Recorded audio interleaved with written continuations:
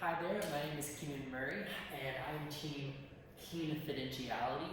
I'm going to be discussing truth-telling and confidentiality, specifically in the article Please Don't Tell, a Case of HIV Confidentiality.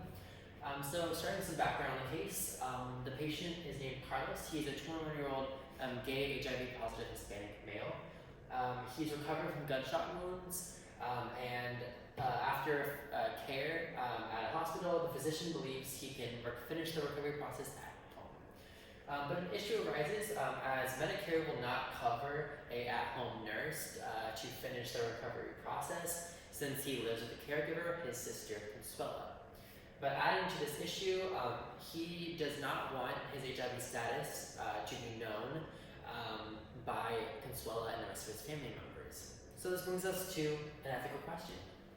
Is the physician morally justified in breaching confidentiality on the grounds of a duty to warn?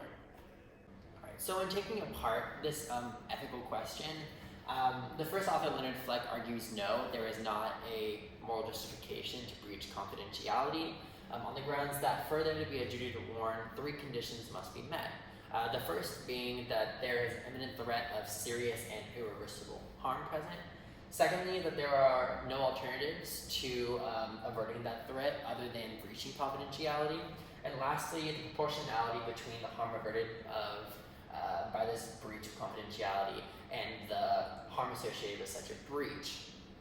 He believes that the consequences of breaching confidentiality for Carlos is significantly greater, that he, in this breach, could be ostracized from his community and family.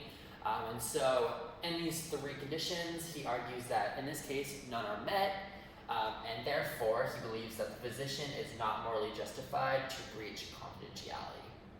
So the second author that's discussing the ethical question at hand is Marcia Engel, and she argues on the other side that confidentiality must be breached if Carlos is to be cared for by his sister Consuela. She lays out 3 claims for Consuela's right to information, starting with that there is a gross deception in not informing Consuela of her brother's HIV status throughout the care on behalf of the physician. Secondly, there's an obligation by the healthcare system for the burden placed on Consuela, as that because they are not themselves caring for Carlos, the information that would already be known by their care has an obligation to also be shared by the care under Consuela. And lastly, avoiding the exploitation of the caregiver outweighs patient fears. And so in these claims, she says that there is an ethical solution that can be proposed in solving this issue, and that is to pass the dilemma to the patient. Either Carlos decides to accept the care and he must disclose his status to Consuela, or don't tell her and do without her care. In taking apart these 2 arguments, I provided critiques for both Leonard Fleck and Marcia Engel's arguments. Starting with Leonard Fleck, the weaknesses that I found first in his first condition argument is that he seems to oversimplify the risk of HIV, and that he doesn't take into account that the training and the transparent information that medical professionals receive put them at a much lower risk than someone that's neither of those things, like Consuela, in caring for an HIV-positive patient.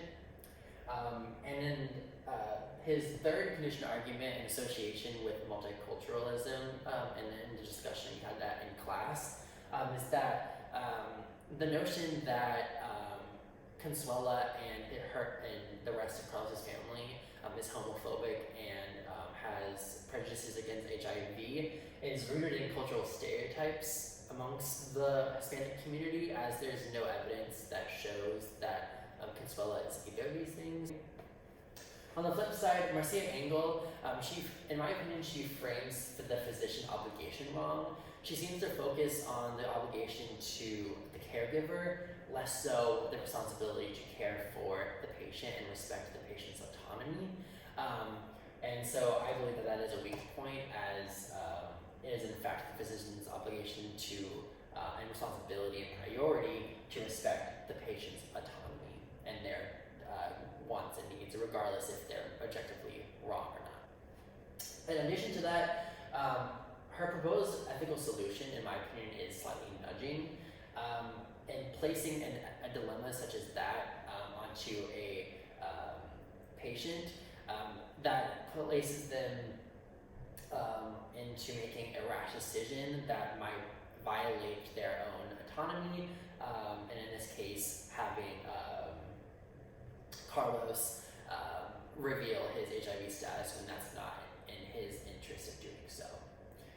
And so, in conclusion, taking these weaknesses and taking their strengths, I conclude that the physician is not morally justified because doing so violates patient autonomy and forgoes the physician obligation to the patient when there are, in fact, alternative options available.